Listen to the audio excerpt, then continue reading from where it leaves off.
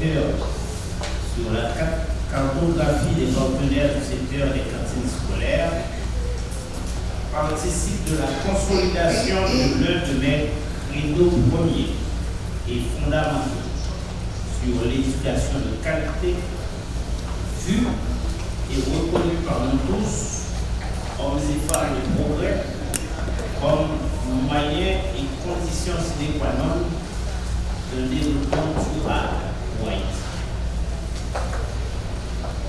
En ce sens, la mise en place d'une stratégie visant à produire et fournir à l'école haïtienne une alimentation de qualité en quantité suffisante et sur la base d'une distribution harmonieuse, organisée, équilibrée et ponctuelle me paraît une mission prioritaire à laquelle nul d'entre nous ne devrait se dérober.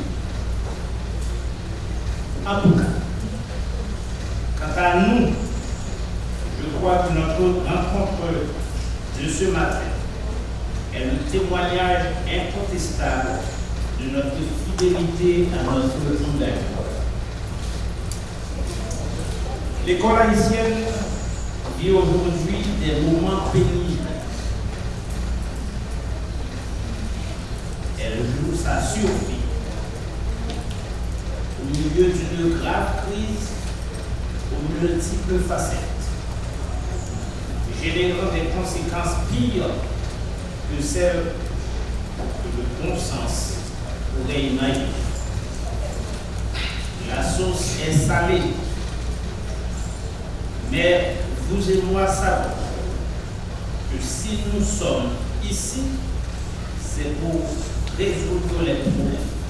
C'est pour apporter à notre niveau des contributions nécessaires et opportunes à l'œuvre commune, consistant à éviter le pire et à redresser convenablement et définitivement la barre de nation.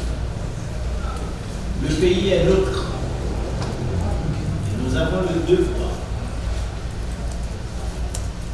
et la responsabilité de trouver à ces problèmes les plus sérieux et dangereux des solutions intelligentes et donc des solutions efficaces, adéquates et durables. C'est à ce but que nous pouvons maintenir notre pays debout, plein de vie, de paix et de sérénité, prêt à rebondir vers ce destin élevé et grandiose de gloire et de lumière que les pères fondateurs ont tracé de leur sang, indélébile, en écrivant nos pages d'histoire les plus sublimes. Ce rebond d'Haïti auquel tous nous croyons et pour lequel tous nous déployons nos énergies et nos capacités ne peut être que l'œuvre de l'école haïtienne. Mais notre école haïtienne, mieux ordonnée, mieux pensée, plus active, plus dynamique, plus dynamisée, intellectuellement et techniquement plus créatrice, plus intégrée dans la matrice de notre culture et de notre réalité. Et une école plus productrice, plus productive, au regard des demandes et besoins prioritaires de la nation. Oui, cette nouvelle école haïtienne que nous avons en vue et que nous nous efforçons de produire, c'est celle où tous les acteurs et partenaires comprennent les vrais enjeux, se les approprient et consentent aux sacrifices doivent accompagner la mise en œuvre de cet agenda ambitieux tout en tenant compte des paramètres et des Le cadrage et le format de l'événement du jour induisent clairement l'importance fondamentale des objectifs que nous poursuivons, en plus de l'imposante nécessité de rassembler ensemble des acteurs impliqués de coordonner leurs interventions. Il s'agit pour nous de nous plier à l'impérieuse obligation d'impacter positivement le secteur agricole national, de produire plus et mieux, de valoriser et promouvoir davantage les produits du terroir. Il n'est donc pas besoin d'insister sur l'urgence de développer l'art et la technique de la nutrition.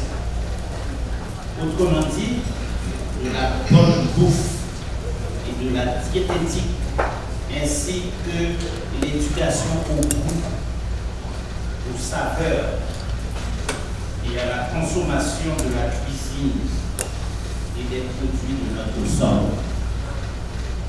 L'enjeu principal de cette diversité d'acteurs à l'événement du jour, c'est d'aboutir à la prise d'engagement concret qui garantisse que la nutrition dans nos écoles sera facteur de cohésion et d'intégration sociale, d'efficacité, de croissance, de renforcement de nos capacités de production et de tremplin utile au développement de l'aide haïtienne et du pays tout entier.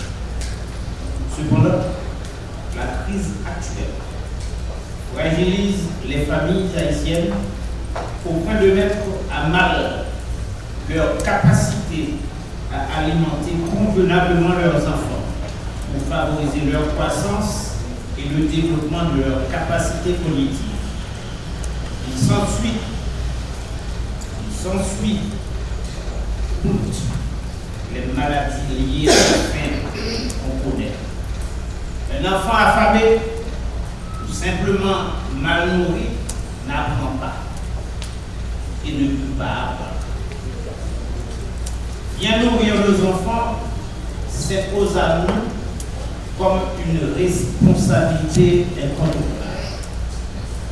La situation se détériore au point qu'à côté de la junte scolaire, le sous-secteur de l'alimentation scolaire doit penser, planifier tous les intervenants indistinctement. Personnel enseignant, élèves, personnel administratif.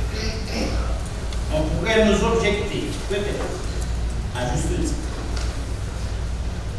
que les ressources, capacités font cruellement défaut. Mais les premières ressources d'une nation ne sont-elles pas ces hommes et ces femmes, avec leur imagination, leur engagement et leur détermination? Pénétrés de cette conviction, il nous appartient de penser mieux et plus, de mobiliser autrement ou plus efficacement et de planifier, d'exécuter et d'évaluer avec plus de rigueur. C'est peut-être là que résident nos meilleures solutions à moyen et long terme. Entre-temps, il y a devant nous l'impératif d'aider tout le monde à faire face à cette crise existentielle. Mesdames et messieurs, comme on le voit et comme on le comprend bien, la place de la nutrition dans la promotion du développement équilibré et durable d'Haïti reste prioritaire. Les enjeux sont donc colossaux et les défis énormes. Je ne terminerai pas mon propos sans vous remercier tous pour cette table de discussion, d'analyse et de diagnostic et de progrès. Cette 12e réunion trimestrielle de la table sectorielle de ce sous-secteur sur la cartographie des partenaires du secteur des cantines scolaires pourra être productive, pourra être efficace et porteuse de solutions innovantes pour mieux encadrer et supporter l'école haïtienne.